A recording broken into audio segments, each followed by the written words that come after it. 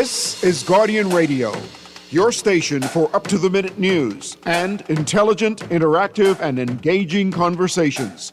96.9 FM. This program contains mature content and may not be suitable for all audiences.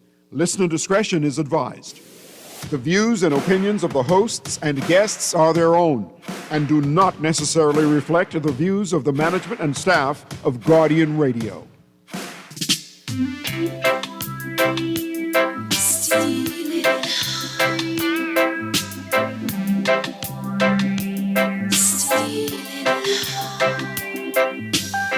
held me in your arms and made love to me. Yeah. You, my heart's desire.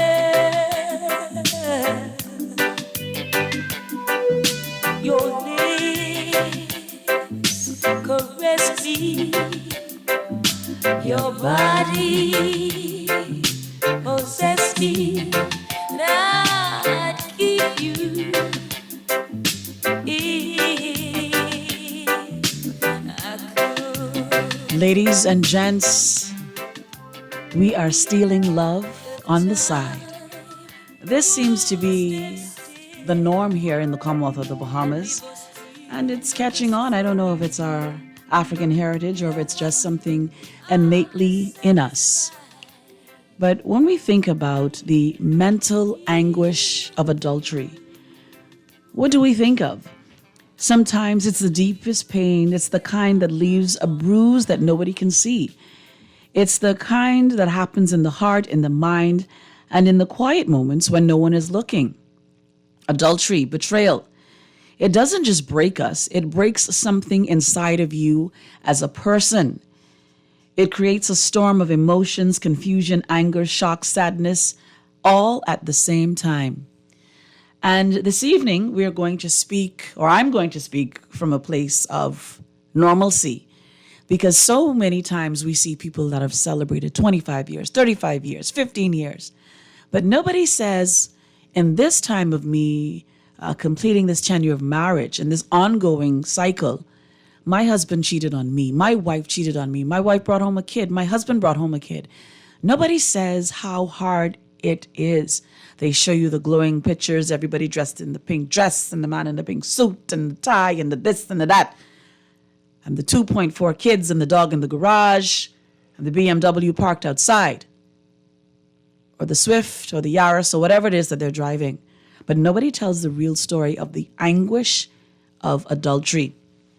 Now, I'm going to speak to you from a place of normalcy, right? Because my show is a different type of show. You begin to question everything, your worth, your judgment, your reality. You replay conversations. You search for signs. You wonder how long the lie has been sitting beside you. Nights become long. Sex becomes empty, if you have sex at all. Peace becomes distant, and suddenly the person you once felt safe with becomes the one who has hurt you the most. You are broken. But in our brokenness, there's healing. And should we use the term broken, or should we use a term that makes us feel a little bit different? Should we use shattered? Shattered but not broken, because even broken crayons can still color. This evening I have with me my sorority sister. I have with me my Roman Catholic sister, but we're going to put on a different hat. She's a professional. In studio with me all the way from Miami, Florida. She came in and she was here for another event that I had, and she is back today to speak with us. We are going to go until 7:45, 8 o'clock, because we know the conversation is going to get a little bit heated.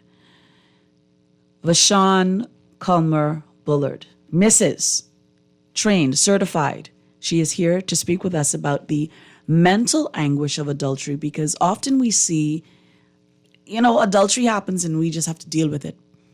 But nobody thinks about the mental anguish of the woman and the psyche of it all when you are cheated on.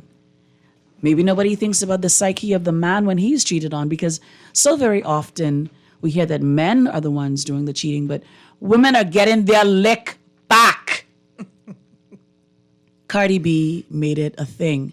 And our grandmothers made it a thing back then, but there was no DNA. So your daddy is your daddy, and your daddy don't even know. Vashawn, good evening. You're on Kenny's Corner. Hello, hello. Thank you for having me. It is always a pleasure to have you in the building. Thank you. I appreciate the opportunity. Thank you. Now, some other ladies are supposed to join us. They said they were going to come by. We're going to have some wine and some food, hopefully, if they ever get here. But we're going to do this tonight, and we're going to have a real conversation. Now, I usually put my flyer out a day before, or sometimes the morning of. And as a result of that, I do have a huge amount of questions for you. But Vashawn, I want you to tell the people about what it is that you do, what you bring to the table in terms of this dynamic this evening. So I am a licensed mental health counselor. I have been in practice for almost 20 years. I've been officially in private practice for going on 2 years. I have worked in a variety of settings as far as mental health is concerned. But in recent years, I do couples therapy, individual counseling, and a lot of the couples that present to me definitely come talking about healing from infidelity, having breakdown in communication in the relationship, things like that. So it's definitely a common thing that comes across my table in my practice for sure. Okay. Let me let me get right to the text line. Kenny, you bring this woman on the show. Make sure you let her tell us the real deal. Thank you for saying that a lot of us are pretending. I've been married for 10 years, and for almost all of the 10 years that I have been married, this man has cheated. And yes, I want to get my lick back. And as a matter of fact, I'm getting my licking back as we speak. Sometimes you may think that this is the wrong thing to do, and perhaps it is. But sometimes I want someone to hold me and to make me feel like a woman once again. Nobody understands the mental capacity of what it is to be cheated on and how your self-esteem suffers. Respond to that, Ms. Conmo. I think that's a very real situation. But what I also hear, what isn't being said, is it sounds like things aren't being addressed. It doesn't seem so way. Things aren't being addressed. Text me back and let me know if you have confronted your significant other about the infidelity. Well, confrontation certainly is part of the emotional process you go through, right? The emotional distress that happens when infidelity occurs in the relationship. But if we're talking about really addressing the issue, have they been to counseling? Has there been conversations about what the resolution is going to be? Have they changed the expectations in the relationship? But if you're just sweeping things under the rug, seeing it happen, not really addressing it, and then it happens again and you're not addressing it and you're just eating your feelings, certainly you're going to get to a place where, like she says, she wants to get her lick back, right? She wants to feel like a woman again. So obviously there's a clear breakdown in the relationship. And so when things get left unspoken, when things are not said, when the work isn't being done, then you have a lot of chaos and toxicity in the marriage. But how do you get the work done? It's only in the confrontation that you get the work done. What if the person that what if your spouse or your mate doesn't see that they've done anything wrong and they're just of the opinion, well, men cheat, get over it. Mm-hmm. Yeah. So then you have a decision to make. Is that a marriage you want to stay in, or do you want to walk away? And I think you have to be clear about why you're in a relationship to begin with. You know, sometimes, and men and women, right? As you said, men cheat, but women cheat as well. Right. You knew the person you were marrying before you married them. Right. So were these behaviors and characteristics present before you walked down the aisle and you expected that maybe this new step in the relationship was going to change them, that you could love them into being a better person? Sometimes, you close your eyes to things, you ignore red flags, right? Right. And if you ignore the red flags, they're not going to go away. They just get bigger. So do you think that we as women think once we marry these men, they will stop cheating? I have had some women say that. Really? That was their thought process. They thought that making this big step or having that man propose to them was a big declaration of his love and commitment, and that he was going to take it seriously moving forward. But, if the behaviors were present when you all were dating, boyfriend and girlfriend, and you let those things slide, right? You're creating a behavior, right? How you start is how you finish. How you start is how you finish. This is another text. And this literally says does two wrongs ever make a right in love, or does it expose deeper issues like ego, pride, and lack of communication? In this particular situation, I'm the woman that is cheating. I'm almost certain that my husband has no idea, seeing that we have not had sex in almost 4 years. And yes, I'm getting what I need to get, but when I come home, I'm a regular wife. And she thinks the husband doesn't know what's going on? No. And they haven't had sex for 4 years? 4 years. But if you have, hold on, text her. May I say that if you're not having sex with him and he's not having sex with you, that's not a little bit weird? I think it's very weird, right? It's very strange. But there's so many layers to when people step out in a relationship. That particular example, I don't know their ages. I don't know what are the details of this couple, right? But Right. I can give you an example. Okay. At a similar situation, a wife complaining about not having had sex with her husband for 2 years, right? Feeling very lonely, lack of affection. But the husband was older. She suspects that there are things going on with him medically that he's too proud to talk to her about. Okay.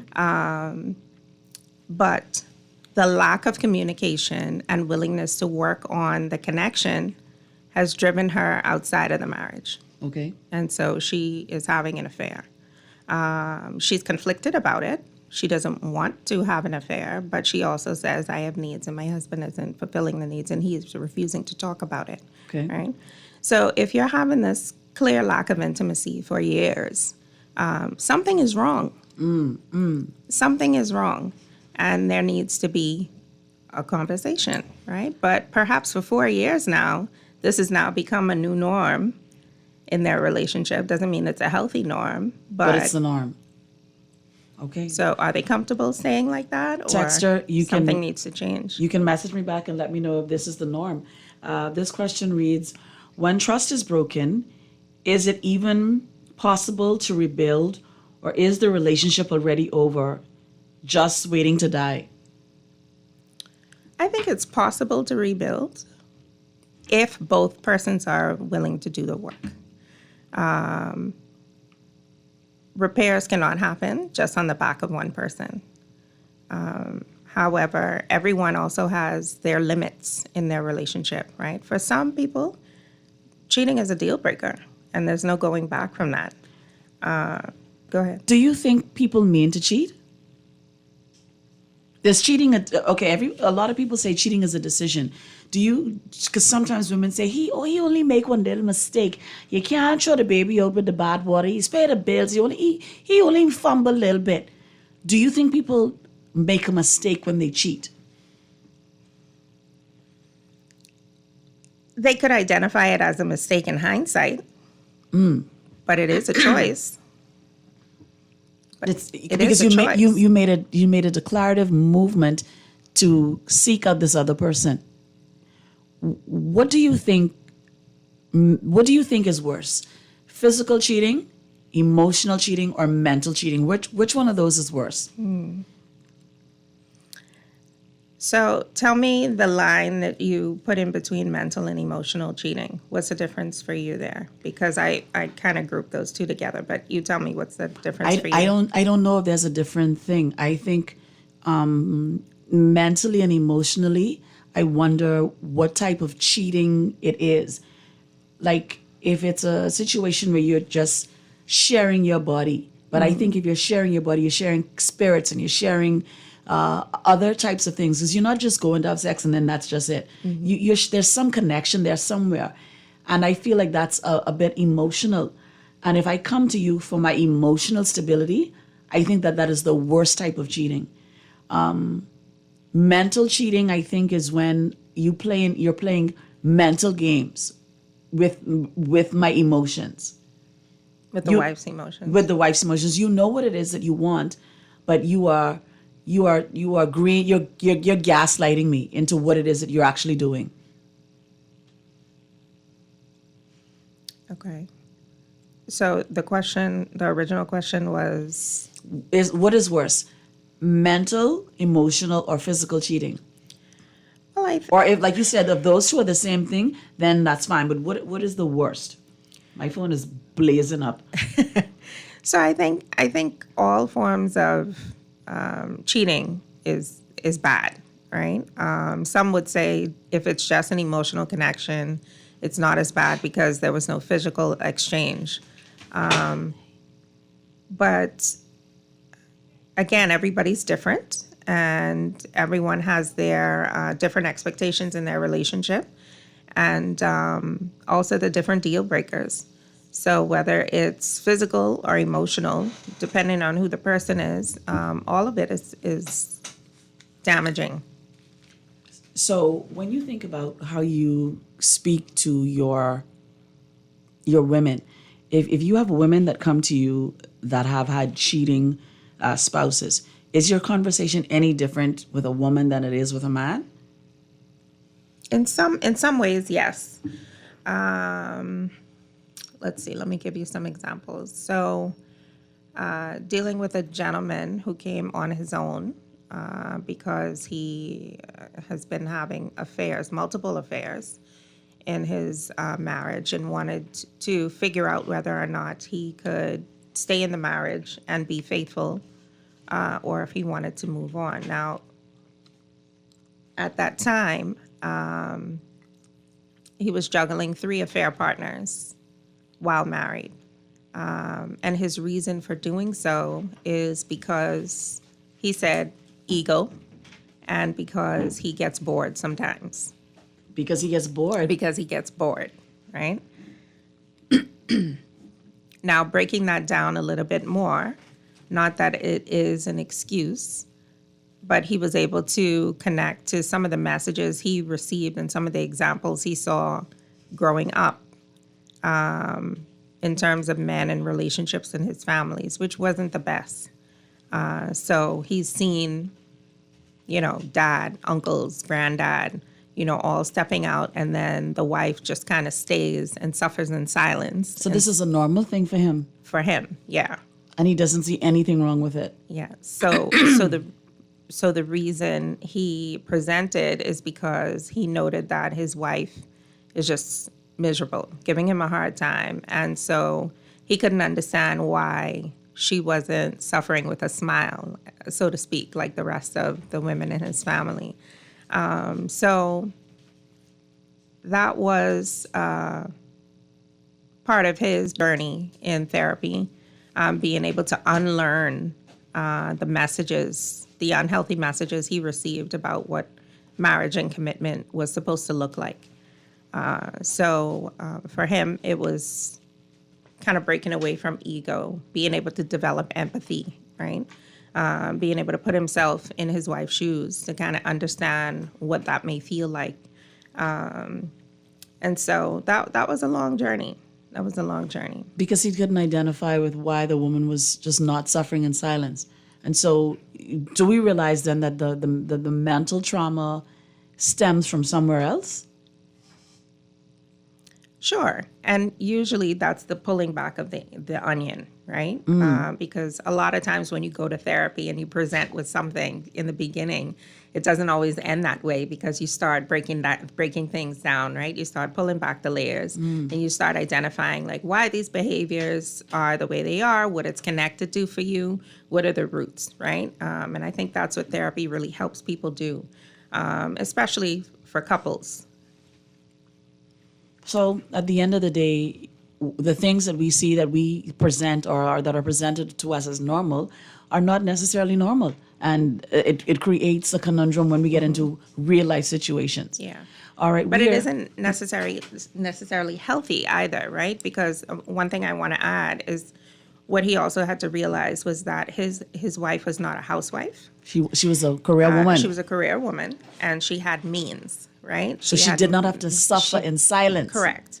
Right? And so where he was used to seeing grandma, aunt, mom, who were homemakers, who depended fully on the man, which also, contributed to the suffering in silence, right? So dynamics are very different in relationships, and a lot of times those things impact why people stay, why people leave, right? And what also leads up to the behaviors. All right, we are going to take a quick break, and we have just been joined by one of the women out of the chat, and she wanted to be in the space. I love that you came. Thank you for being here this evening. We are going to take a quick commercial break. You're listening to Kenny's Corner, Guardian Radio 96.9, fresh news, smart talk, all day. Hello. May I speak to Barbara? Barbara, this is Shirley.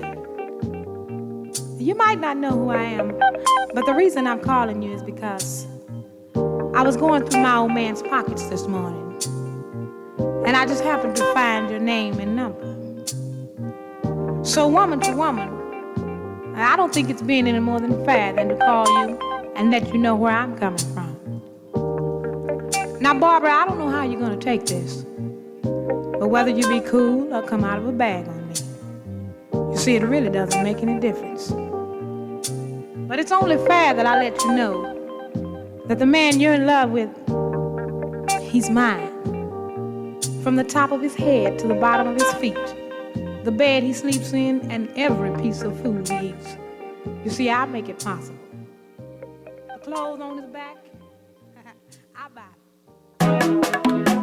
Wake up, Bahamas! The Morning Blend team is hitting the road. Join us Thursday, October 23rd, live from Bahamar, the Caribbean's leading integrated resort destination, as we bring you front row access to Return of Fuse Caribbean Art Fair, now bigger and brighter than ever. It's all part of the Bahamas Culinary and Arts Festival, happening October 22nd through 26th, featuring world-class chefs, exclusive tastings, masterclasses, and a headline performance by four-time Grammy Award winner and Bahamian rock legend Lenny Kravitz. With over 120 artists and galleries from 21 countries, Fuse promises an immersive celebration of creativity, culture, and Caribbean brilliance. So don't miss Morning Blend, live from Bahamar, Thursday, October 23rd, as we capture the sights, sounds, and stories of Fuse Caribbean Art Fair. Girl, Junior just showed me Bella Boy in his phone. What you mean? He take picture of that good-for-nothing boy? Shh, you don't want Bella here. You say that. You know she always say that's my good child. So what he doing in Junior phone? Oh, he there because the police looking for him. He on their wanted list. Wanted persons in your phone now? Yes, child. And when police want to find anybody quick, after something happen, they can send pictures direct to your phone. Go to Google Play or App Store and search for Crack Crime Bahamas. Then pick install and it will go straight to your phone. There is also a section on missing persons? Yes, girl. Everybody needs to get this app so police can tell us right away when these people go missing. Just like an alert system. Yes, it has numbers for Crime Stoppers Bahamas, so you can call and nobody knows it's you. Call directly to Miami and give the information without giving your name or anything about you. I tried it the other day, and when I hear Junior and his boys talking about where they hide those guns, I walk quick round the corner and call that number. Call 328-8477 from Nassau or 242-300-8477 from the Family Islands. You try to rest, roll with the best. For all your printing needs, there ain't no one better, no. For posters and banners, magazines and flyers, for window decals, greeting cards and newsletters. No job too big and there's no job too small. You name it, we can print it, just give us a call. Let Print Masters bring your masterpiece to life. Located in the Nassau Guardian Building, telephone 302-2361. Love the show? Want to give your support? Become a sponsor today. Call 302-2300 for our rates and packages. That's 302-2300. Become a sponsor on Guardian Radio 96.9 FM. Fresh news, smart talk, all day. This is Guardian Radio 96.9 FM. Fresh news, smart talk, all day.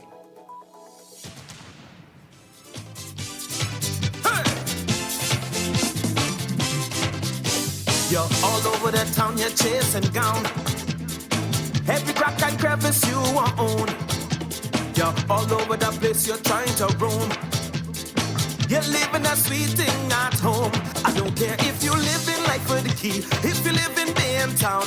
This thing don't discriminate. I want to know when karma come round. Don't wear a frown when Joe raining on your parade. Well, don't you know that while you out looking for sugar, Someone that tastes your honey. don't you know that While you are looking for sugar, someone that tastes your honey? They say what's good for the rat is good for the cat. ladies and gents, you've heard it here first. What is good for the rat is good for the cat. While you are out looking for sugar, someone will taste your honey. We are speaking this evening about the mental anguish of adultery. This is almost something that goes unspoken about. We often see the wife accepting the outside child. We see the wife accepting the fact that the husband has stepped out on her, and what has added insult to injury is that he has had a child.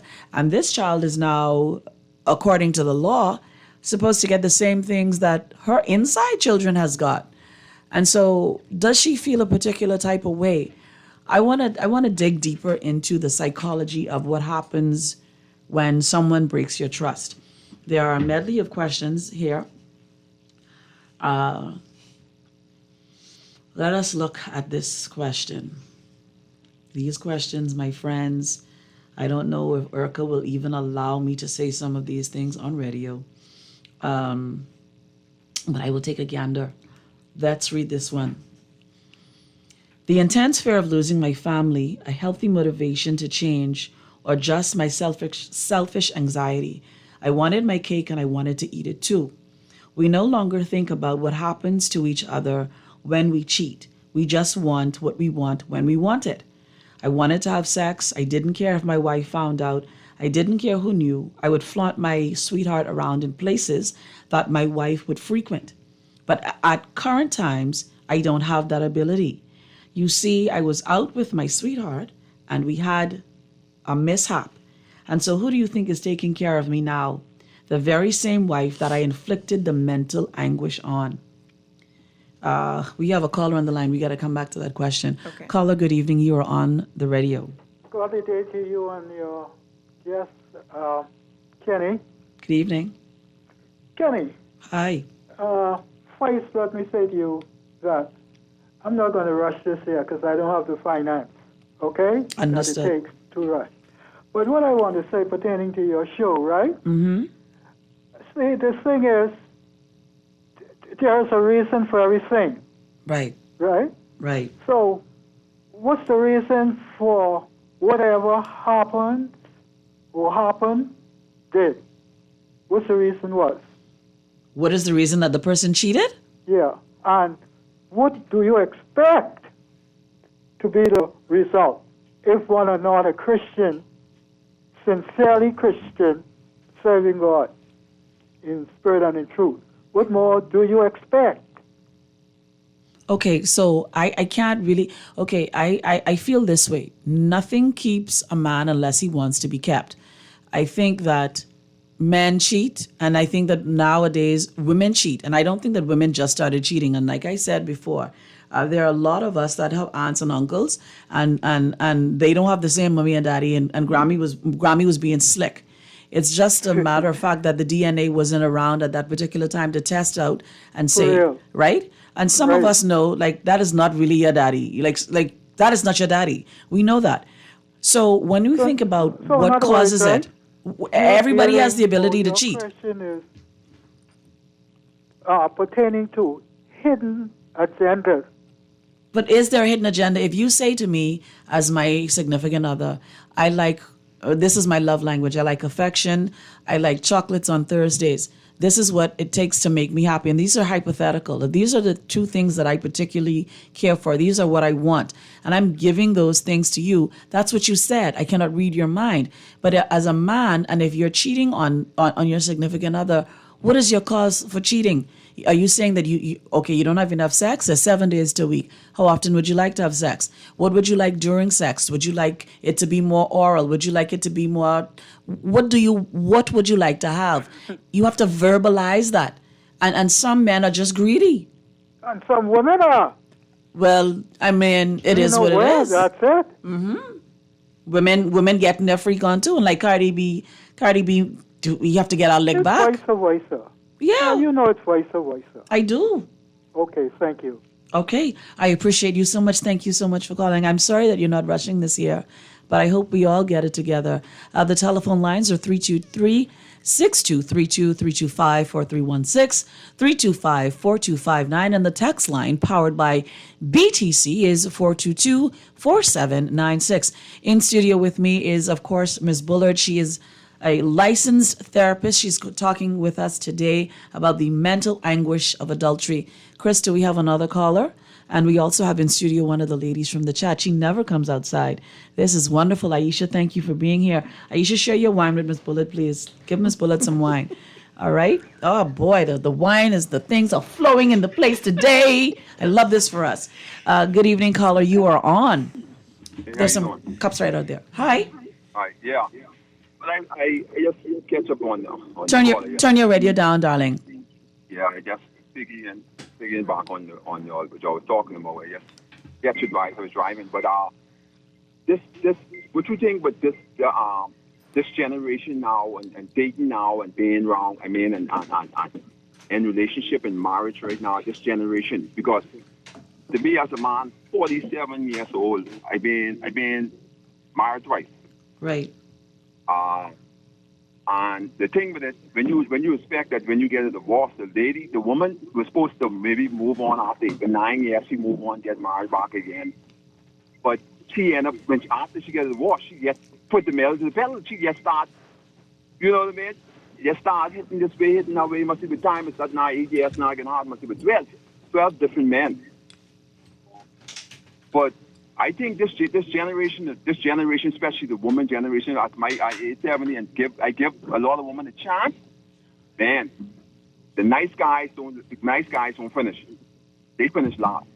This woman, you could do everything, and this nigga, you could do everything in the book, and that's what really turns me off. I stopped doing things for women because I say if I can't, doing this way, doing that for her, and everything and all, and then they come. She texts and asks who she can tell me she had to be buying everything up to underpants for him. He ain't waiting. And she telling him back, telling her friends them she missed this person. So, man, it's out there. So this breed of woman now these days is serious. Now I know the men, these gentlemen these days ain't into no woman. They just only hitting and run. These younger this generation now, but. Man, a lot of men went through who take care of these women, school them, and do everything and all, and they have the guy when they go home. They have the guy coming through the back door who eat all day. She's saving food for him and everything and all that. I can listen to the show. Thank you, Ms. Bullard. Can you respond to that? He spoke about the difference of women nowadays. The women seem to like low fences because he just said he provided everything for this particular woman, but the woman was on the phone with her friend saying, hey, I have to provide underwear, shirt, socks, everything for this man, but she is catering to the man with nothing versus the man who has given her and fed into her needs. What do you think about that? We have another lady from the chat, made it out the chat here with us tonight. She brought my hair gel because my hair was sticking up, y'all. I mean, my hair was sticking right up. The head cloth couldn't even keep it down. I was using cornstarch mixed with a little bit of gel in the thing, man. Anyway, Miss Bullard, answer the question, please. Miss Bullard, we get jiggy. What do I think about this woman? What do you think about that whole scenario? Okay. Everyone has their preferences. Mm-hmm. Perhaps this woman wasn't necessarily looking for a man to take care of her. Maybe she was looking for something else. Maybe she just wanted to have good sex. maybe having a man who was financially secure or able to take care of her wasn't her priority. I don't know what was in her head, right? But people do things for different reasons, right? Personally, I'm not interested in mothering a man. I would prefer to have my man be self-sufficient and independent, and that's who I married. But, women and men equally, they choose people based on the things that they are looking for at that particular time in their life. So some people are looking for help. Some people are looking for love. Some people are looking for just a good time. So it just depends on what they're looking for at the time. So maybe he just wasn't what she was looking for at the time. Absolutely. My line is blowing up. Chris, go ahead, please. Good evening, caller. You are on. Hey, Lisa, how you doing, honey? I'm wonderful. How are you? This your big brother, JJ. Hi, JJ. You rushing this year, JJ, if we get to go to Bay I've Street? been to Bay Street last year. And anyway, that I don't know. Okay. Give me a chance to speak. I can speak the truth, the power. Speak truth to power, JJ. Okay, now, you're my little sister. Me, your daddy, and mommy, them nice. The brother, we go way back. I speak truth to power. Yes. Let me speak for a couple of minutes. I can try to be fair. Go ahead, JJ. I have a lady. God, I didn't junk to man. My older daughter, but her, was 27 yesterday. I say happy birthday, first one on the next woman's side. I hope we live to many more. Right. I can try to take care of you next week or so. Right. Coming ain't paying nobody. They owe everybody ain't paying. I know nothing we can do right in this country. But my older daughter, when she's young, she's chunky, man, plump. Right. She would say, hey, you don't sell a baby? I say, no, man, we don't sell our babies. Right. No, man, no, not us. We don't do that. I say in all the cities, right? I listen to you all talk, and I listen to all the talk. Right. And I got a good woman. I'm married now. You know why I'm married? Because it's the reason why I'm married. I like to marry our mother right now because a lot of things happen in the country. See, we just try to get all these bunch of international things and doing a bunch of foolishness and married away and all kind of nonsense. Me and my woman bed together. It's the reason why we do it now. She gets sick, we can bed one another. We hide and we cook together, we wash together. Bahamas, our people lost. You see, what happened in this country, young people lost, I will never have a child for a foreign woman. You Haitian, Jamaican, American, the Bible says their race. See the lady, we say, son, she's so greedy. She was. Okay, we have seemingly got disconnected. Do we have another caller on the air? Yeah, good afternoon, Kenny and dear guest. Good evening, sir. How are you? I'm good. The last 2 weeks or so in the barbershop, they had one talk, a barbershop talk going, discussing what's the ratio, like some people saying 5 women to 1 man. What barbershop this is so I could come to visit this barbershop? Kings and Queens. Kings and... Opposite the government house. Oh, right there, like when you're going over the hill on the left-hand side. Yeah. Okay, I come in to hail y'all one day. Just after scrub.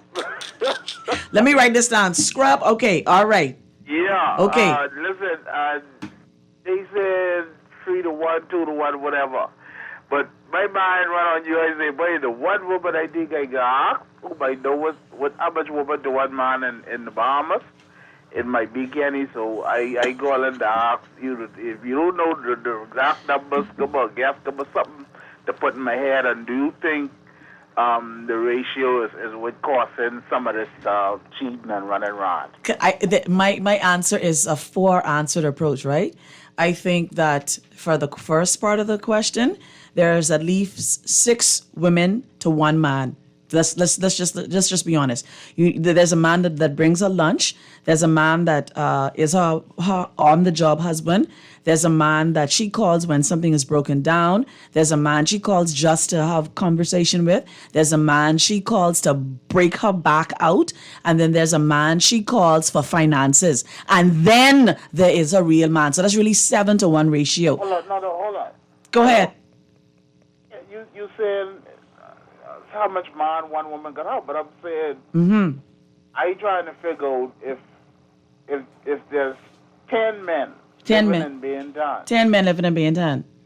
Is it 20 women there or 30 women there? If it's or 10, just if it's 10 men, there are 60 women, because the Inland Revenue Services says that 90% of the households in the Commonwealth of the Bahamas are single mother. They belong to women. So if it's 10 men, there are 60 women. Women far outnumber the men. You go by the University of the Bahamas, you see that the populace over there is almost 10-1 in terms of men in the classroom versus women. I teach as well. When my classes are in, I have 40% of the class male and the next 60% women. So the ratio is different. The scale doesn't swing both ways.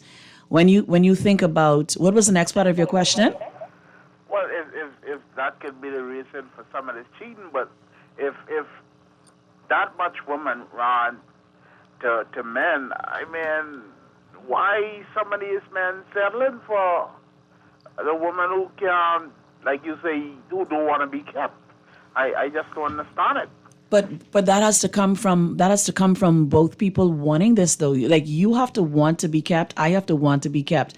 I have to be satisfied and comfortable with who I am as an individual, and you as well. But I think a lot of the times, right, and this is only from my personal experience because I was married before, right? And I will say to you unequivocally, sometimes what we are looking for is not necessarily what is best for us. Some women may like suit, coat, tie, slick, curly, slimy, greasy hair, right? And this man treats you like utter trash. Yeah. And then you have someone who is a blue-collar worker and a three-phase electrician who drives a old Mazda right-hand drive truck, but the light ain't gonna be off, the water ain't gonna be off, your back can get blowout, and he is going to treat you well. Yeah. You will not have to walk inside someplace and wonder, did this man sleep with all 50 of these women in this place?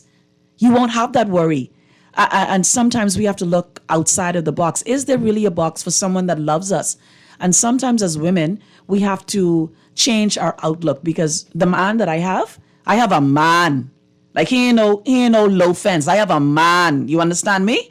Yeah. And I can't match his energy. We are both involved in John Canoe, right? He runs his back line. I am only in my back line. You understand? Now, if the fellas in the back line say, Kenny, I need bam, bam, bam done, it is done. No problem. But none of them could go to him and say, boy, I had your woman. And it's a different situation. I could rah, rah, rah in my back line all I want. Nobody is going to disrespect me there.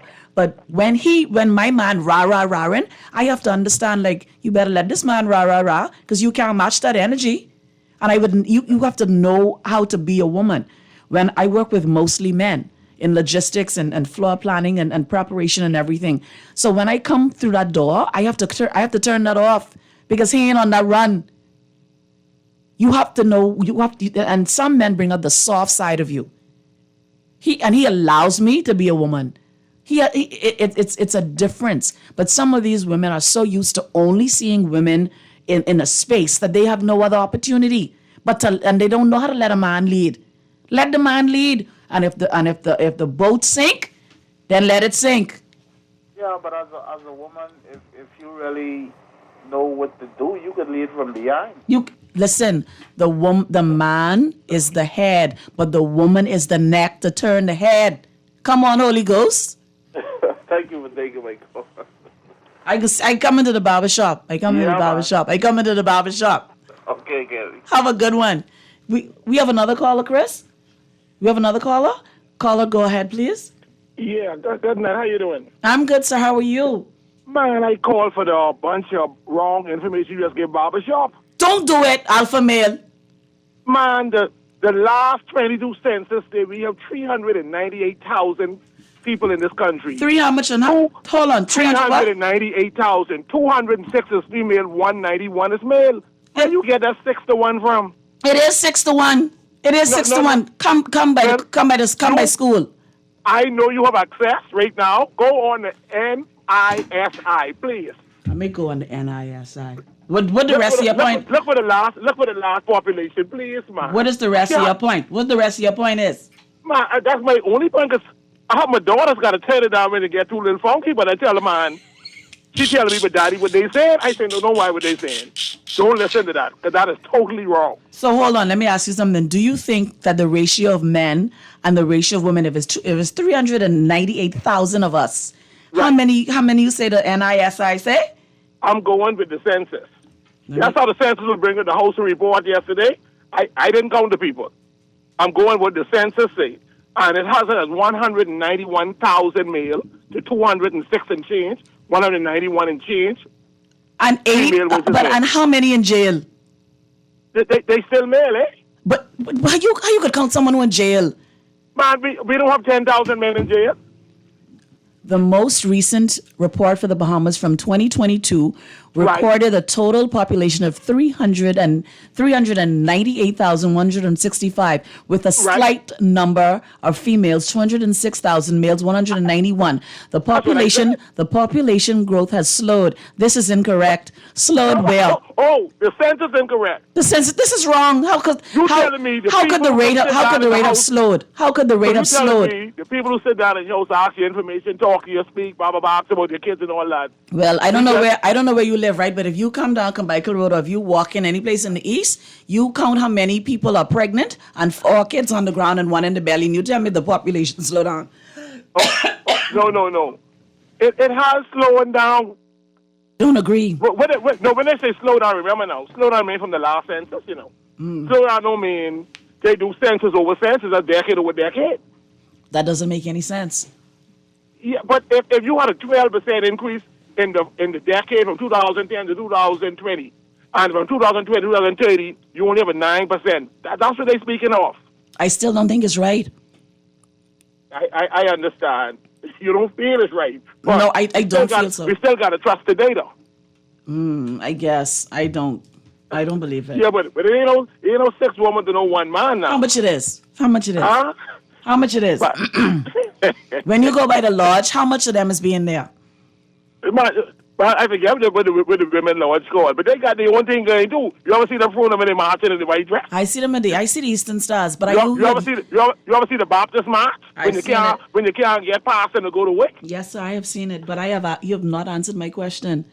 I asked you how many women to the man ratio do you see on a regular Friday basis? It's 1.0001. What? It isn't 1.1. It isn't 1.5. It's 1.001. Okay. All right. If you divide 106 by 191, tell me what you get. Okay, I'll do that. I shall do All right. that. Have a good night. I love it. Please let the children listen, okay? Okay. We can keep it clean. We keeping it clean. Right. No, man, I just know the conversation that I'm listening to. Thank you so much. Chris, do we have another caller? Okay, ma'am, you'd like to have something to say? And then you don't want to say anything anymore? Okay, Vashon, go ahead. So, if I may. You may. You absolutely may. One of the comments you made earlier was someone wrote in and said, if he cheats on me, I'm going to get my lick back. Mm-hmm. If he cheats, I'm going to cheat back. And I think a big thing to consider in all relationships is communication. I think communication is the glue in everything, right? Mm-hmm. When communication breaks down, the relationship begins to break down, right? And I think that has to start early on. Again, how you start is how you finish in a relationship, right? If you create the culture in your relationship from the beginning about what your expectations are, what your hopes are for this relationship, and the things that you require, right? And the things that you will not accept, you're setting a standard, right? But so often, people just kind of go with the flow, right? There's not a whole lot of explicit conversations being had, right? You just feel like sometimes people are just supposed to know that a committed relationship means X, Y, and Z. But that's not so. Every committed relationship is different, right? So you have to be able to set your standards from the very beginning of the relationship. Now, granted, obviously, if those things don't happen, relationship is an ongoing process, right? You have to continue the communication and make sure that's being strengthened. When it's not, it breaks down, right? But one of the things that I think is important when you talk about the mental anguish of infidelity, when that happens, when it's revealed, you go through a variety of emotions, right? And depending on all the details of the transgression, it can feel like PTSD. It can feel like post-traumatic stress disorder because of all the things you may be going through at that time, right? Whether it's feeling depression, intense anger, right? Having intrusive thoughts, and not really knowing what to do with all of that energy, right? But I think a big fault would be to act on the emotion, right? Which is not always easy, because when you're angry and when you're hurt, you want someone to feel the same hurt that you're feeling, right? That's what your anger is telling you. But that's not going to help solve the problem. It's going to add to the problem, right?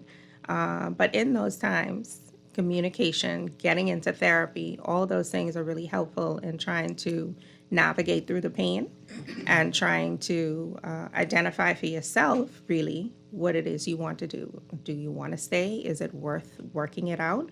Or do you feel like there's just too much broken and you need to move on, right? Okay. But logic will equal a win every time. Logic. Emotions equal a loss, right?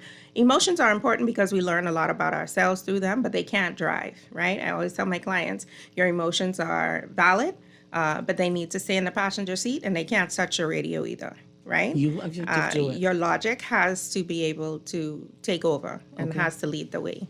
Okay. Ma'am, would you like to chime in at any point? I would like to say that, yeah, communication is absolutely important, but I do realize that we are not a people that are mature enough to handle certain conversations, and I think that we should. Let's say, for instance, before we start dating, we start having sex. Before we start finding out who people are, we jump into this full-fledged whatever. And I think we don't take the time to get to know each other and to see whether or not, first of all, if we're compatible. Because we find out sometimes along the road that, hey, look, and I was just telling somebody the other day, when you meet somebody, you meet their best representative. You don't necessarily meet them. And so what ends up happening is that because we jump into things head first, you still thinking this representative is this person. And then when you get married, you find out that, hey, look, this is not the person I thought I was marrying. And so that's a problem. That's a problem. We're too premature when it comes to certain things. And the conversations and I was saying also to my adult son, listen, as you get older, your needs change in your relationships. And you need to have those conversations to say, listen, I may have needed this not then, but this is what I need from you now. And a lot of times when we have these conversations, I must say, we have to own it, that women especially don't like to have these tough conversations because we feel like I done do what I doing. Don't tell me what to do. And what ends up happening is that you find that men end up stepping out because you are the one who don't want to listen. I tell you, I don't like onions, but you continue to cook with onions. So I can find somebody who understands I don't eat onions. Simple as that. And that man may come home every day with a belly full and you don't know how he get full yet, and you probably don't even care. It's things like that. And for me, I feel like if you are someone who's intentional about your relationship, we have to be able to have the tough conversations that would save our relationships. That's my 5 cents. All right. Do we have a caller, Chris? Chris, yeah. Caller, go ahead, please. Yeah, I call back Kenny. Hi. The thing is, I haven't heard, I haven't heard any of, any of y'all communicated love with y'all elaboration. You see, love brings things together. It puts away the other. Hello, Bremen? Did we not communicate love in our conversation this evening? But I think love is the basis, honestly, for communication. Because if I want my relationship to work, I have to communicate how I feel or how it makes me feel or how whatever happened makes me feel. And not, love ain't necessarily everything. It's a component, but we have to have understanding. We have to have trust. We have to, all of that, it's a component, but all of that works in tandem. We can't just think it's just, oh, I love you, because sometimes love Isn't enough. Isn't enough. Sometimes we have to have let's common sense. Sometimes we have to have patience. That's also a form of love.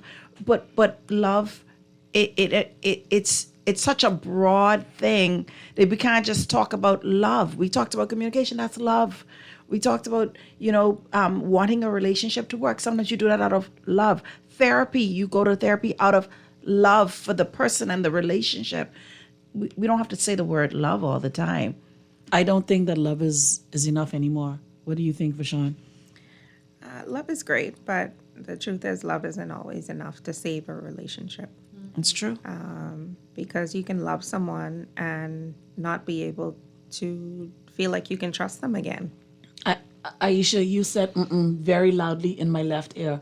Is love enough? Speak into the microphone, please. Love is important.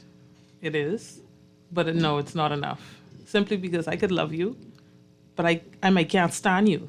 I might can't stand to be around you. Liking someone and loving someone is two different things. I could love my mother, but me and her may not get along.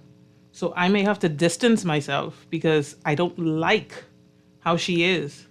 I still love her, but I don't like her. We did not touch on something. We kept stumbling over it at the beginning of this conversation. Women have indicators of cheating in this community. Our grandmothers did it. You see it all the time. It's just a thing. What makes a woman say that she is going to cheat? And is it adultery? Is adultery only a word permitted inside the confinements of marriage? Or is adultery a word when two people are together? Could that be considered adultery? I want to know. Because I'm finding that the women out here getting their lick back. They're getting licky. What say you? Yeah. So, I mean, I guess, we could play semantics, right? Adultery is synonymous with cheating and having an affair and being unfaithful, right? And infidelity. So, I guess if you want to keep the word adultery biblical, then it applies to just marriage, right? But if you're in a committed relationship, cheating is cheating, right? I think that all the words are synonymous with each other. But a lot of times women that I see that have stepped out, more of the common things that I hear is I needed to feel seen. I needed to feel understood. I feel like my needs are being neglected. I was not being respected or listened to. It's more emotional. Yes, it's more emotional, right? Looking for that connection, someone who, supports them when they makes them feel like there's a connection, right? They want to feel good, right? And so if they're not getting those things in the relationship, especially if they're asking for it, they're talking about it, they're begging for it, and it's falling on deaf ears, then that certainly has been some of the things that have led women that I have seen to stray, right? Usually for women, it's not in the beginning about the physical. It's about the lack of emotional connection that's missing. And so if that continues to be ignored, then they go looking elsewhere. We have a caller on the line, Chris. Chris, go ahead, caller, you're on. Yes, hello, good evening to you and your guests. Good evening, sir. I hear the word love being used, loosely used. I never use the word love. I use the word I'm fond of you. Okay. I find when I love something, I get tired of it. The Sparky? Sparkies get tired? No, I'm not Sparky. Oh, I thought this was Sparky. Okay, go ahead. No. I listen to your show all the time, though. I won't reveal who I am. Oh, will you speak to me when you see me outside of the radio? No, I don't see you, no. Okay, alrighty. I would like to meet you, though, one day. Okay. I like all your shows. Thank you. I appreciate that. Thank you very much. But I always hear people talk about they love one another. And they don't understand the word love. A lot of us don't understand the word love. But if you're fond of something, you can put it down and pick it right back up again because you're fond of it. But when you love something, you get tired of it. I have a car, a sports car. I'll use this example. Mm-hmm. I loved it when I bought it, but now it's all kind of trouble for me to drive it. Okay. So we have to try and define what is love and what is fond of, which one is better for us. Because I see people who love one another do all sorts of things to one another. Okay. Kill one another, take you to court, they want to take all your things, they want you to be walking the road, they want you to don't have anything, and they said they was in love with one another. They say they love you. Yeah, and but they'll destroy one another. At the blink of an eye.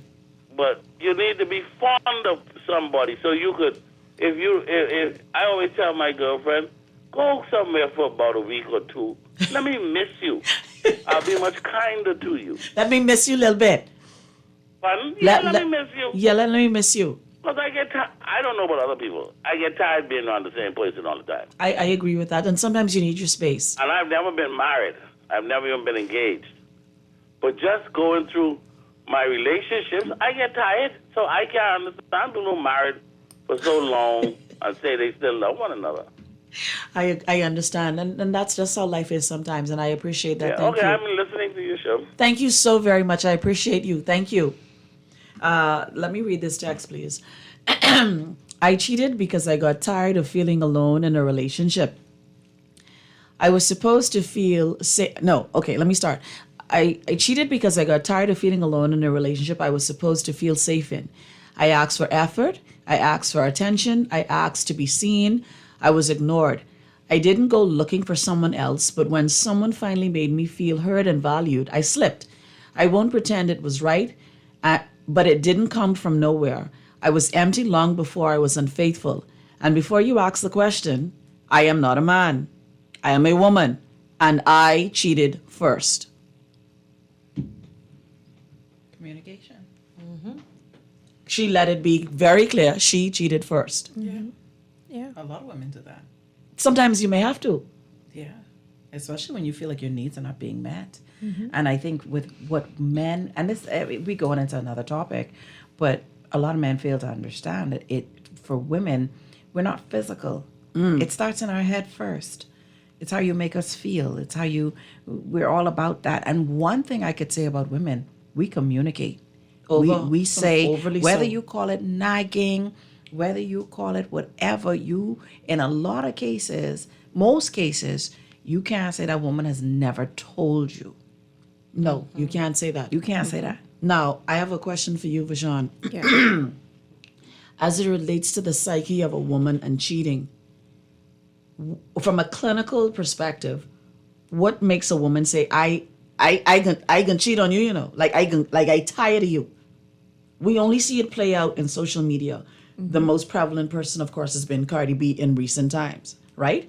I mean, but Cardi B may not be the best example because your ink even ain't set yet. And the very same man that you're cheating with has been said to be playing for the next side of the team, and has another baby coming the same time your baby coming. So, I mean, like, did it really make any sense to get your lick back? Because now you licked, and you have a whole licky to deal with, right? So, in the psyche of a woman, what makes a woman... Have you ever wondered what make a gal cheat? That's a song. That's a reggae song, That is a song. Chris, we can play that next, right? Have you ever started to think what make a gal cheat? Chris, find that cheat song. Vashawn, tell me, answer that question for me. What makes a woman want to cheat? Yeah, so some of the things we just mentioned and that text that you just read, right? Not feeling that you're being heard, understood, having needs that are being met in the relationship. But one of the words that that text used was the word safe, right? Every woman wants to feel safe in their relationship, right? And that's safe emotionally, physically, but also, if a man should be a protector, right? And most women look for that, right? They want a man that makes them feel protected in more ways than one. And so if that starts to dissipate in the relationship, you're creating a lot of cracks, right? Again, men may cheat more because of the physical, the temptation, right? Ego. But for women, it's connection.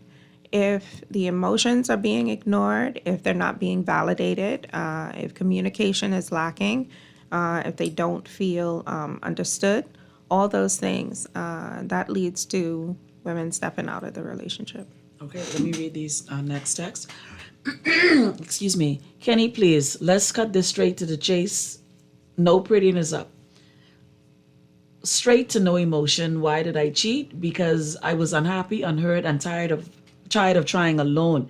Do you know that there's such a thing called being singly married? I was singly married for about 17 years. Not to mention the fact that my husband brought home 2 children in our marriage. That's it. 2 whole children. No games, no drama, just the truth that I kept ignoring. And so that is why I cheated. This next text reads, I didn't cheat because I wanted another man. I cheated because I wanted to feel wanted again. I tried to fix things. I communicated. I waited for the change. But love shouldn't feel like begging. By the time it happened, my heart had already left the relationship, not to mention my lower region. The mistake was staying after I knew we were over. The orgasms never came. The cuddling never came. He made me sicker than anything else. He left his clothes on the floor. I just walked over them and never picked them up. I never went to the grocery store. I sat in my vehicle and I ate my food, making sure that I never had to cook once I got inside. This next text reads, unapologetically, Kenny, let me give you the real, because half of what y'all are saying is true, but nobody wants to get real. We see everybody dressed up, but nobody wants to tell us what really happens after a long life of being married or in a relationship. I cheated because I was giving everything and getting nothing. I kept pouring into a relationship that left me drained, ignored, and questioned my worth. Someone else showed me the attention and care I'd been begging for. I didn't plan it, but I also won't pretend I'm sorry for finally feeling something real. I take it that these are all women that sent these texts. That's how it sounds. I take it that these are all women. This woman, at the end, she said, I didn't plan it, but I also won't pretend I'm sorry for finally feeling something real. But how do you feel something real if you scheme in? No, it's just the getting away from that situation for as long as that is, if that's an hour or 2 hours, you take me away from the reality, and I can feel like a woman. So cheating doesn't start in the act though. Cheating starts with like in the mind, right? Yes or no? Yes. Yeah. We still haven't gotten to the crux of when we say that we are going to cheat. We cheat because we want to be seen. We cheat because we want to be heard. We want to be made to feel like women. But psychologically, right? Is there some sort of endorphin that goes off in our head that says, I tired? No. Can I tell you that people prey on your vulnerabilities? Sometimes we as women, we give it away too. You have a conversation and you say, so you with somebody? Something like that. We give off certain things that we say, or let's talk about how we look sometimes. We're very inviting. We can be very inviting for people.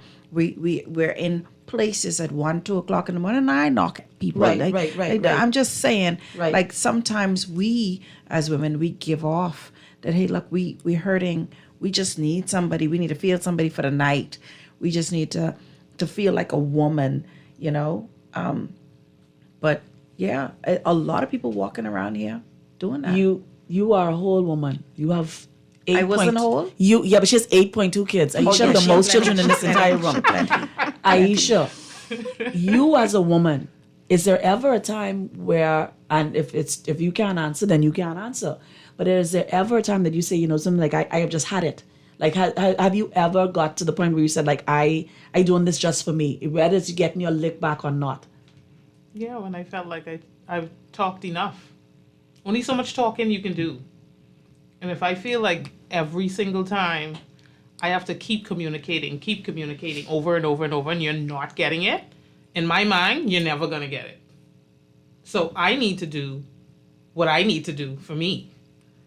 That's where I feel it goes off. Okay. And you don't have to have 10,000 children like Aisha. No, because Aisha is the.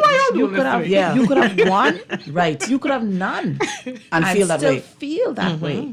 You know, and it's nothing like being in a situation where you feel unappreciated. Like, he ain't listening. The children bad. Like, the bills piling. Like, you feel totally unappreciated. I cook. No one want to eat, or if they eat sitting down watching TV. Like, it's no sense of feeling appreciated anymore. So, yeah, it I could think be that's anybody. what makes it worse. Yeah, the it fact makes it that worse. you're doing so much. You're cooking, you're cleaning, you're taking care of kids, you're going to work as well. You're putting in your And I'm not your saying, little and overtime don't at say nighttime, too, you know? You know, the thing about it is men have their fair share of that too, because we only look at them as providers. Let's be real. We only look at them as providers, and you bring home the money and you pay the bills and you do da. We do our own fair share of not making them feel this wine really getting me a little hot. We do our fair share of not making them feel appreciated. But my thing is, if I want to feel one way, I gotta make you feel some way so that it's reciprocal. But what if it isn't? What if you're doing all of that and it in vain? That's where some of these people end up doing what they do. This text reads, Urka, please. This text reads, yeah, I cheated, and you were moving, you were moving like you didn't care. So I stopped caring too. He thought I was his safe option. Always there, always waiting. Wrong. I'm the prize, not the placeholder. Now hold that. Okay, let me read this next one. Oh, I cheated because I wanted to. You stopped making me feel wanted, so I found someone who could. Simple. You thought I'd sit around starving for love forever? No. He got too complacent, he got too comfortable, and somebody took his spot. This other person worked harder and harder for me. 2 pumps was what you gave. 5 pumps, and I was made to feel like a woman again. It's not only about sex, but I need sex. I made that very clear in the onset of our relationship. This next text reads, I cheated because he forgot who I was. No, sorry. I cheated because I forgot who I was. He stopped treating me like I was the priority, so I had to remind myself that I have options. I got dressed one night with the prime objective of going out and letting someone touch me in all the right places. And as a result of that, I am happy. And every so often I go out and I let someone touch me in all of the right places. I know that my husband is cheating, but he pays the bills and I'm not leaving. I have a question for Sean. Do you think women associate stability with money, even though the husband cheating? We can still stay because these bills getting paid? Sure, a lot of women do that. Is it overwhelming? Aisha, your head knocking over here. Almost hit the mic. I mean, you almost break Dwight, my girl. Do you think that that's a thing? Of course it's a thing. Sometimes the lifestyle that they've grown accustomed to is something that they're not willing to part with. So giving up that title, wife, also means perhaps letting go of that lifestyle in some form or fashion. And sometimes people value the lifestyle over emotional connection, right? And everybody's different, right? To each his own. If that's what's important to you, if that's the priority, then by all means. However, I would probably assume that there are some dark days behind that nice suit and red bottom shoes. But sometimes people will choose comfort over healing their pain. Do you think then that we carry childhood trauma, and the very people that we, oh, you nodding your head quick. Tell us about that. So the things that we experience as children, they carry through with us in adulthood, right? So whether that be positive, loving, empowering messages, or the opposite, right?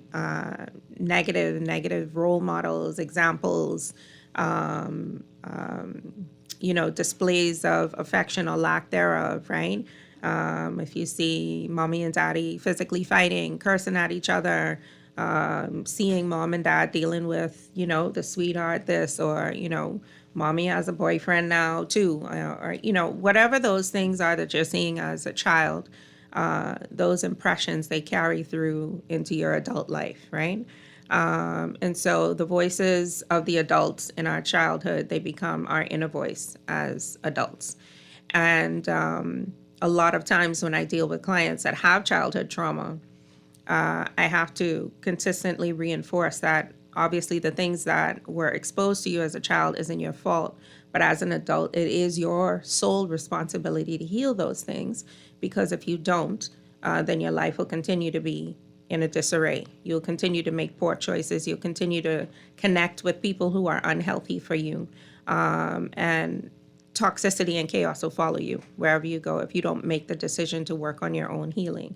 And that has to be a conscious effort, right? But childhood trauma absolutely has a lot to do with the partners that we choose if it goes unhealed, right? So a lot of times you will choose these people perhaps unconsciously, right? Because that's just what you're used to. Those are the things you've been exposed to, right? So, and even if you say, I don't want this because I saw this, but if you haven't worked on healing that thing, right, what you resist will persist, right? What you resist will persist. Absolutely. What you resist will persist. Absolutely, right? And so it doesn't matter what your mouth says. If you are not doing the work to heal those things, it will absolutely persist in your life. And then you're like, oh, I don't know why I keep picking the same person, or why these same guys keep coming to me, or then you hear, well, all men are dogs, or all men ain't this or that, or women are this and that, right? But a lot of that comes from not only your experiences, but your childhood programming as well, right? So if you don't work on actively taking responsibility for your own healing, those things will continue to show up in your life and create problems. What happens when you have a partner that doesn't know or will not admit that they actually have trauma? They probably don't know. How could you not know you have trauma? Some people are unaware. Exactly. What if they think that is normal? Yeah. If you grew up sitting around the dinner table and they grew up everybody getting a tray and watching television, when you get together and you go and sit at the dining room, you might find yourself at the dining room table by yourself, because to them that's normal. Okay, we have some text to read. This sounds like a lot of situations of convenience rather than actual healthy relationships. Communication is one thing, doing it well is another. It seems ideas about relationships are either confused or erroneous expectations. If your feelings guide you to act, you aren't stable. This text reads, I'm sorry. Okay. I'd never thought I'd be the reason she cried. I never wanted to be the person who gave her doubts, insecurities, or sleepless nights. I made a terrible decision and I regret it every day. She gave me love, loyalty, and peace, and I disrespected that. I'm sorry for lying. I'm sorry for bringing 2 other children into our marriage. I'm sorry for breaking her heart. I'm sorry for not being there when her parents died. And I'm sorry it took losing parts of her to realize how much she meant to me. I want us back, but more than that, I want to be the man she deserves. Okay, this next text reads, I'm sorry not just for cheating, but for breaking something I can't easily fix, his trust. I made a selfish decision that cost us both peace. I should have communicated instead of stepping out I should have been loyal when it mattered most. I know I caused him pain, and I'm not running from that. I don't want to lose him, but I have. But I understand if he needs the time. Hopefully he knows who this is. Kisses from kisses. That's our thing. Just know I'm here willing to fight for us. We listened to Dwight all morning so that I know his radio is on. Hopefully he's listening to you, Kenny. For us and for what we could build.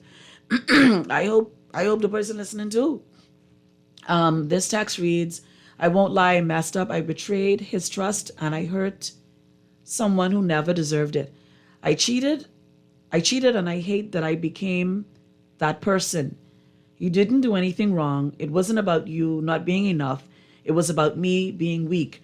I take full responsibility and I've taken full responsibility. I'm not asking for instant forgiveness, Pegs. But I'm asking for a chance to earn it back, step by step. If you still believe in us, I'm ready to do the work. So my show is a relationship show, eh? Boy, Pegs, you better Boy, get Pegs, you better Pegs, your man said a whole message to my shot. 5 more women waiting. Remember that, Pegs. 5 more women are waiting, 5 more honey women bunches waiting. of votes. I can tell you, I'm the relationship guru at No, 6, but it's 6:38. funny. But it's funny though. You should have the text messages that say, "I did it. I'm ashamed to say that I did it." And then you, on the flip side, you have these messages that say, "Listen, I'm sorry for what I'm doing." Because one thing, I think a lot of women, when we get all worked up in our relationships and stuff like that, and even men, when you go out there, it's different. It's different now. It really different now. And the thing is when you realize that ain't nothing like realizing when you get out there, boy, what I really had at home was a gem. And if I'd only listened to the things that they said or hear their concerns or communicated better what I needed and listen to what they needed, then I wouldn't have been in the predicament that I'm in. And that's a real thing. People sniff you out. They sniff you out when they realize that you out here just getting your lick back. And that's all that some people want from you. They Is won't that give you that lick back. They want to be the licker. Get licky. I want you to know I want you to know this is gonna go viral tomorrow. Because plenty people can be the licky and the licker and the licked it. But I have a question for you, Vashon. Do you think that men marry their my phone binging? Do you think that men marry their mothers? That's a good question. I think in some instances, sure. I think that is also the same in some ways for women. Sometimes they marry their fathers. But all of this is just an example of what are the things that you were exposed to growing up and the things that you continue to connect to, right? So marrying someone who is like your mother may not necessarily be a bad thing, right? If your mom was a healthy person, right? If she provided healthy nurturing, right? Appropriate love and was a great guide, right? But if you have a mother who was maybe very enmeshed with their son, doesn't recognize boundaries, right? Doesn't really understand the ins and outs of being able to have a successful, a healthy relationship, then that's problematic, right? So again, it's all what you're exposed to and the things that you see as normal, that you think is okay or acceptable in your relationship. But again, everybody has to be you have to work on being on the same page, right? And not everyone, I think you made the comment that not everyone is mature enough to have those kinds of conversations in the beginning before you jump into a marriage. And in some cases that is true, right? But I think understanding that communication is really the glue to any relationship. And the other part of that is learning how to keep people out of your relationship. That part. My goodness. Because that creates a whole other level, right? Especially when adultery happens in the relationship. Having comments here and there from the fish market creates a lot of problems, right? Because if you're both going to make the decision to dig in your heels and try to make it work, then you got to keep people out. You have to be- you got to Yeah. keep people out of it. You know, right? I don't. I agree with that to a certain extent, especially when you post all your stuff on social media, right? Don't do it. that. Right? But What should you not do? You should not post you and your man? I'm not saying that, can. but let's not get into your personal life your because private then life now private. I'm Let's not invested. expose your Yeah. cracks Yes. on social media. Like, you mean like don't say y'all are out? No, No, why would you say why? that? Oh, but you could post a picture with y'all too. Of to course. the body. Yes. Okay. I just But- trying sure. I just want to know. One of the things I could appreciate from our village is that you could do something wrong and they can tell you about it. Jesus. And it's harsh. It's really harsh. Tears. The thing is that you have to be careful who you invite in your circle. And I realize the older I get, the smaller my circle gets.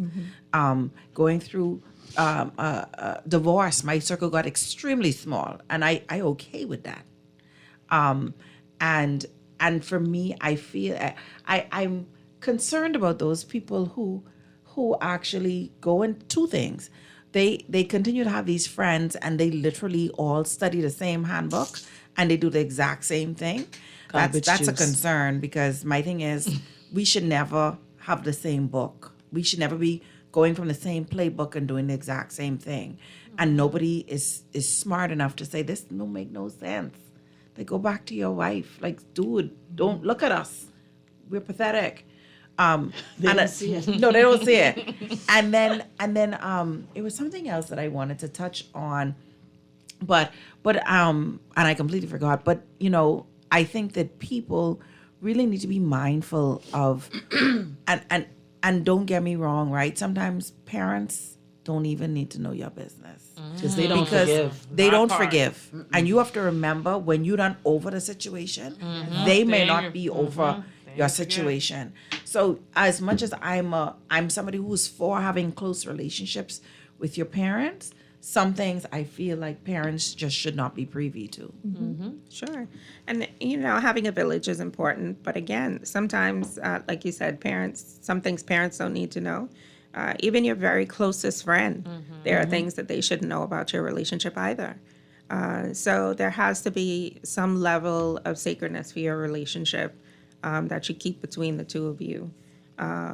Because you're right. You know, the people who love you, if you expose the hurt that you're feeling, they are not going to be as forgiving as you. No, they won't. Right? And that's going to create a whole nother level of conflict if you all decide to move forward to work on having a healing space.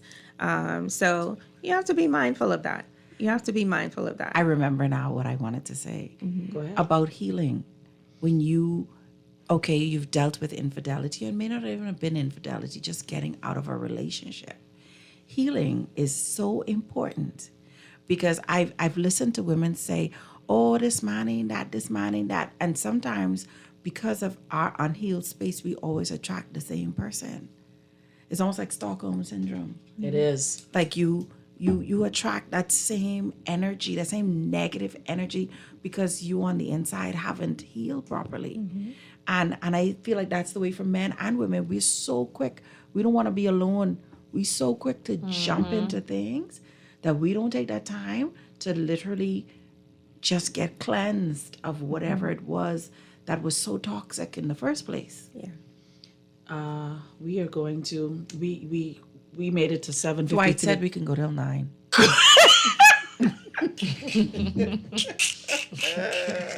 But I'm sorry, I didn't mean to lie on This you. man, I mean, Chris, a whole eyebrow shot up just now. This is going to be our last text of the evening. When I put out the flyer day before yesterday, I had like 63 messages. By the time as I spoke to Vashon, I had 83. We only got through 10, and this is a text. This is a live text. And I guess I'm playing a relationship guru tonight. But the text reads, Pegs, as a man, I failed us. Pegs, as a man, I failed us. I made a selfish choice that I'll regret forever. You are my home, my safe place, and I turned my back on you, and I hate that. I hate myself for hurting you, for taking your love for granted, and for being the reason you feel pain.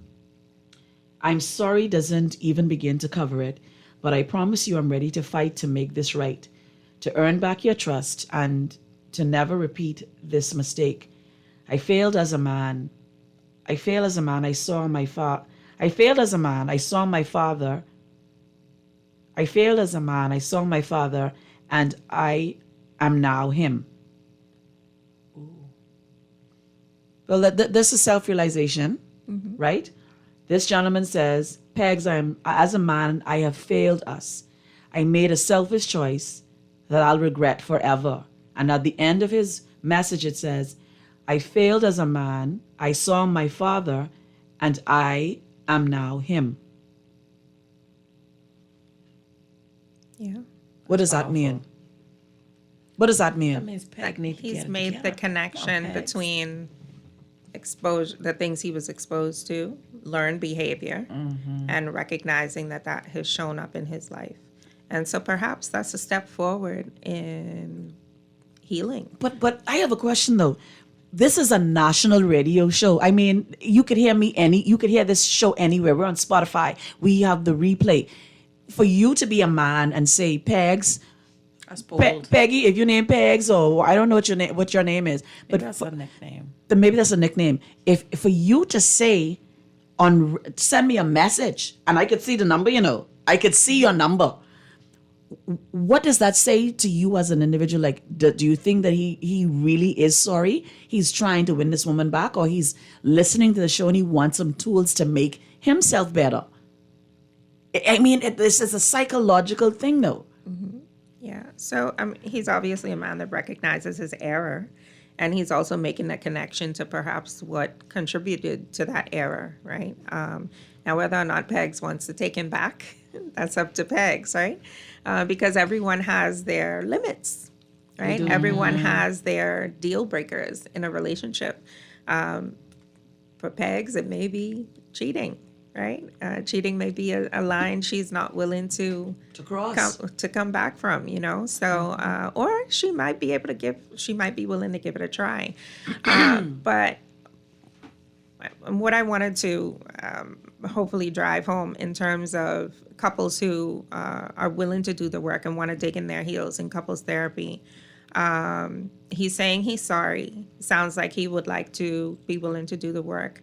But Pegs over here, he is going to have a lot of patience with Pegs if she agrees to do the work with him, right? Because there are going to be days where Pegs might be in a good mood and might be willing to have conversations. And then there may be days where Pegs is disgusted by his face and wants him to keep his distance, right?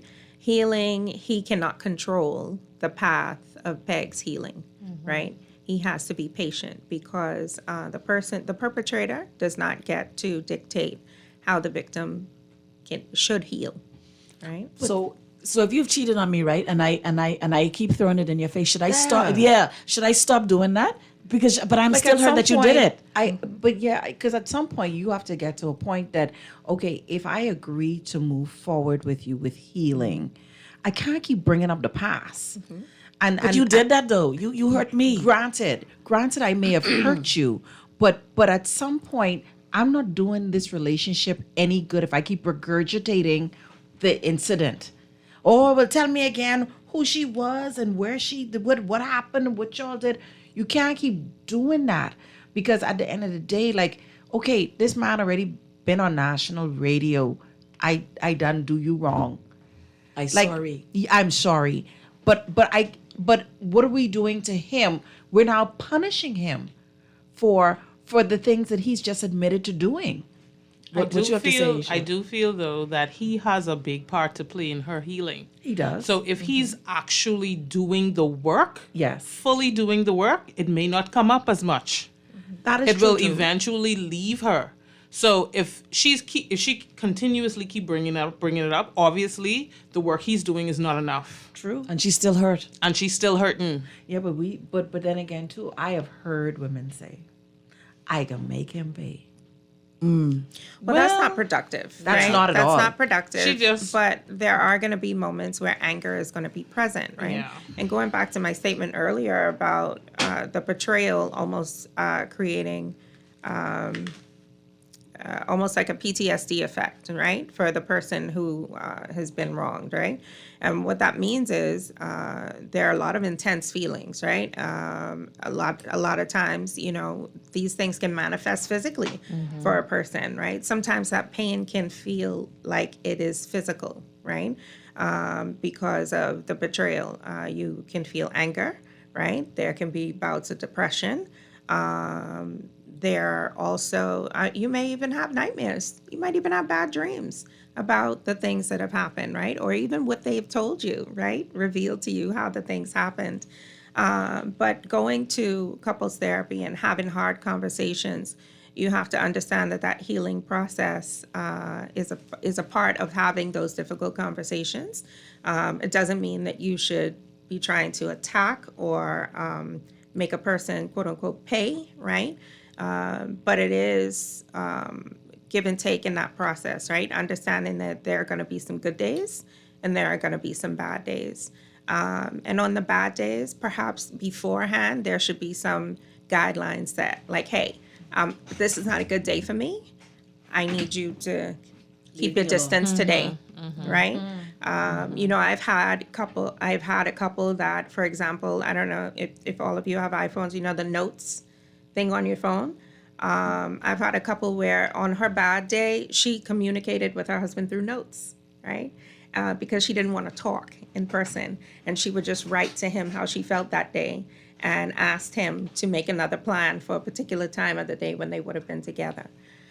So again, everybody's healing looks different, but there has to be an agreement to work together to improve the relationship. But yes, trying to make someone pay, all of that, trying to make someone grovel, that's counterproductive to healing if that's what you're trying to do. Absolutely. But the other part of that, for someone who decides that they want to leave, that doesn't mean that forgiveness doesn't happen, right? But forgiveness doesn't always mean access. And so sometimes, sometimes a person may say, hey, this is a deal breaker for me. I still love you. I forgive you. But this has to stop here for me. I'm not willing to go forward anymore in this Vashon, relationship. you have, I mean, Vashon, where you going to be next week, Tuesday? Because we may have to finish this. My station manager said 9 o'clock.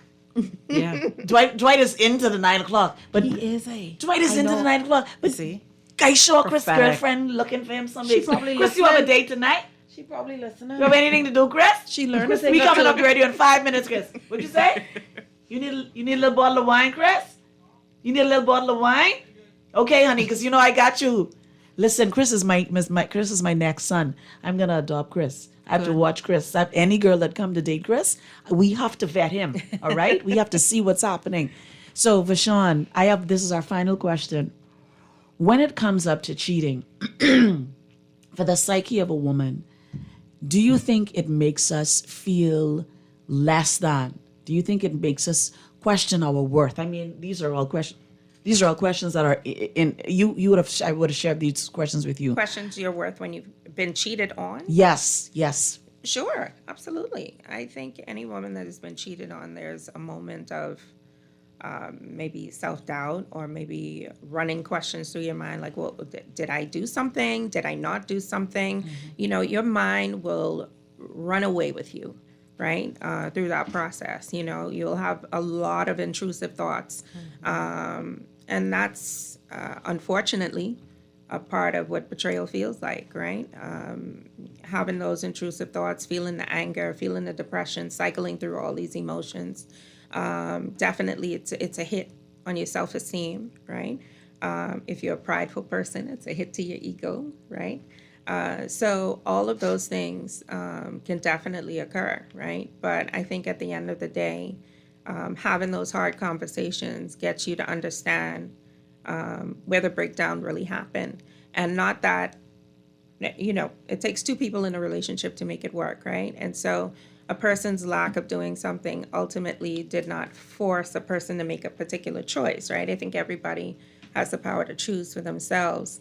But at the same time, once you get to the roots of things, sometimes you can find out, oh, so this is where the breakdown happened in our relationship. We stopped doing this, or we started doing this, right? And so then you're able to work on, okay, so how can we fix these things, So there's a lot of things that can come up in couples therapy when you're trying to work on mending the relationship, right? Forget mending the relationship. I've been cheated on. I'm using me first person singular. I've been cheated on, and I now have a psychological attribute to that, and I feel like, oh my God, am I ever good enough? How does my body look? Am I bald headed? Is that why he cheated? Am I too dark? Is that why he cheated? Do you think women go through these psyches and then we lash out at the woman that he's cheated on us with, right? But do we think about how it makes us feel as a woman? Because we have a tendency to question ourselves. So what has to happen for us to regain our womanhood? Because a lot of times in our society, and whether we want to admit it or not, we relegate men cheating on us as to, oh, my sex must not have been good enough. We are so shallow that we don't ever think, well, maybe it was communication. It can't ever be cooking, because you could get homemade food anywhere. Like, that's nonsense. It can't be keeping a house clean, because if it were keeping a house clean and cooking, many men would be home, right? Or many of us would think that. But you cannot keep a man that does not want to be kept. That is true. I have to ask you, as a woman, right? What does it mean for the breakdown of our psyche, of our mental, of our everything when we are cheated on? Like, the reality that we relegated only to our vaginal fortitude, that we think that it's solely about sex. So I think, in those moments, especially when you're doubting yourself and all the things that you feel like you had to offer and feel like there's something that's lacking, what that tells me as a therapist is that there needs to be a real focus on you healing yourself, falling back in love with yourself, right? And sometimes people make the mistake far too often of leaving one relationship and getting connected to someone else too soon before they're ready. And I think making connections with yourself again helps you to not only grow that love for yourself again, but feel more confident, feel better about yourself and what you have to offer as a person. And then you hopefully can make a better choice from that, right? But it does. It rocks you when you feel betrayed, right? It definitely makes you question yourself, question things about you. You feel like you can never trust someone again. And those are things that takes a lot of time to heal. But in the healing process, time isn't the only factor. It's what you do with it, right? The work that you actively do on yourself, getting with a good therapist, really taking some time for yourself before you make the decision to be connected to someone else, right? Because if you don't, those same issues and problems are going to carry into the next relationship. This is another this is another question. Do you think that because of the trauma we experience with men, it makes us then turn to women? Oh. What? That's really hard. I've definitely seen that in my practice, but ultimately. But how do you go from liking men all your life to now liking women? They say women know what women want. You know that, right? Yeah. You realize that, right? Okay, go ahead, Vashon. I'm sorry. So, some people are open to trying new things. No judgment. No judgment. No judgment. No right? judgment. And so, I've definitely had a client or two say, well, hey, it didn't work over here, so let me try something over here. Let me see what it's about over here. But then again, toxic is toxic. So correct. That can still follow you regardless of where you if you don't do the go. work. But I'll tell you one thing. You were, Vashon was saying something about, it was you. We were talking about how does it make you feel and whatever else. Can I tell you that today it's the woman he cheated on you with has a problem with you now? How you could have a problem with me? I don't know. You But cheat maybe with my husband, Maybe you cheat with my sometimes, man. maybe sometimes people see the heel version of you. Mm. But we weird like that as women. We're very weird. But you know, on Saturday and Sunday, I worked double days, right? Mm-hmm. And my ex-husband's friend said to me, this is your different version. You're a different version when you're not with him. But the girl he was with said, you're so-and-so's ex-wife? Really? He's so ba-da-da-da-da-da. And I wanted to ask her, like, girl, you serious? But people get different versions of you know. They do. The other version of me would have responded I'm to so them proud both. of you. I'm so proud of But you. you get different versions at different stages of your life. The phone, Chris, people still crazy. call in. Chris, we ain't taking no calls. You have a call? I have Aisha? a You question for Miss Lady over there. Okay. So, me personally, I've been cheated on in my past relationship. This was before marriage. We had a child. Long time ago. Long ago. Yeah, make that It was clear. before the 8 turn. I had one. That's right. 'Cause she have the most. So, from that hurt, I've encountered that I took trauma into my marriage. And I don't know if the trauma is bad or good. Let me tell you why. The reason why he, quote unquote, cheated was because I lacked ambition. And I was just chilled. I was 21. I just had a child, so I was chilling. But I guess that's not what he expected. And he went and did whatever.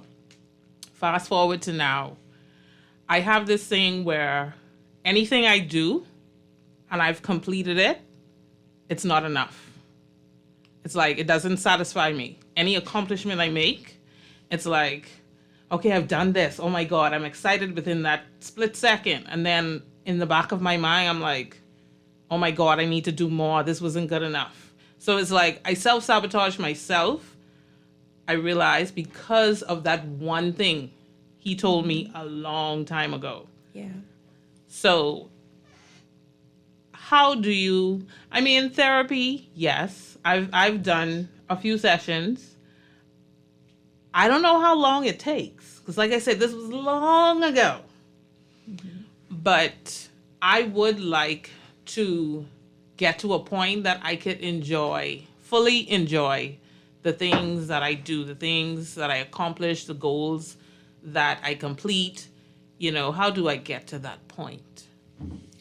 So it's a lot of mental work, right? Because you have this thought or this statement that kind of rings in your head, right? Every time you accomplish something, you work on something, and you enjoy it for like a split second, and then you go, not enough.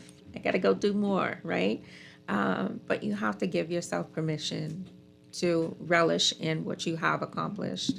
And a lot of that is the mental work, right? When you find yourself going to that place where you're saying, okay, this isn't enough, you need more, right? Being able to challenge the thought in the moment, right? And challenging thoughts takes a lot of work, right? Because it's like working a muscle, right? You go in the gym, you're lifting weights to work muscle, right? You have to be consistent in order to see results, right? Same thing with challenging negative thoughts and being able to reframe your thoughts. It takes consistency, it takes practice, right? So in that moment, when that negative thought comes intruding, right, on your happiness in that moment, you being able to say, you know what, I worked really hard for this moment, so I'm going to enjoy it. If I choose to do more in the future, I will do that because I want to, not because I feel I'm not good enough, right? But you have to work on challenging the thought, right? And that's a part of what we call a cognitive behavioral approach, right? Being able to understand that your thoughts are ground zero, right? Your thoughts connect with your feelings and they create actions and behaviors, right? So we're like well-oiled machines that way, right? So being able to be mindful and aware of the thoughts that you're entertaining is so important, right? So when that thought pops up for you, being able to practice challenging the thought, reframing it, and being consistent with that, right? And it sounds simple, right? But obviously, theory and practice is the road in between can be a muddy one, right? But it's really important to be consistent with a practice like that because that's the only way you're able to combat the thoughts, right? Being able to acknowledge for yourself that, hey, this is an irrational thought. This is not fair to me, right? Because if you worked hard for that thing, you need to enjoy that thing, right? Sometimes it's really bad because I'll sit and cry, and my husband will be looking at me like, "Babe, what's wrong? You should be happy. You should be celebrating." Yeah. And I'm like, I don't know. You just got a whole free session, which you need to book yourself. Now, Vashon, we are going to close with that. The lines are blinking. I mean, every single line. Vashon, tell us about the practice, how they can reach you. Let them know that you do telemedi practice or what. I don't know if that's the right thing, but you tell them how they could reach you and let's do this. So you can find me on Instagram under Odyssey Therapeutic Services. If you are listening in the state of Florida, you can follow the links that are on there to connect to me in my practices in Florida. If you are here and you would like to connect to me, you can send me a private message through that page and we will connect. Ladies and gents, Christian, Christian, run the track. Ladies and gents, this is Kenny's Corner. We have gone way, way over time. Dwight was even going to give me permission. Yeah, Dwight was even going to give me permission to go until 9 o'clock tonight, but Chris has a date. You see what I did? Chris has a date. And I can't do that to Chris. Ladies and gents, this has been another riveting episode of Kenny's Corner. Vashon Culmer-Bullard, thank you so very much, my sweet, sweet Sora. You are in the space. Me. My girls, Nicole and Aisha, they are out of the chat.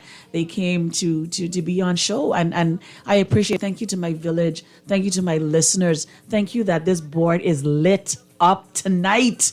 I think I need to have a relationship. I mean, but one of my callers said he listens every week and he loves it. Thank you to Dwight and thank you to Chris, my able engineer. Thank you for listening. Thank you to my texters. Thank you, thank you, thank you. This has been another sexy evening for Kenny's Corner. Go get you some popcorn and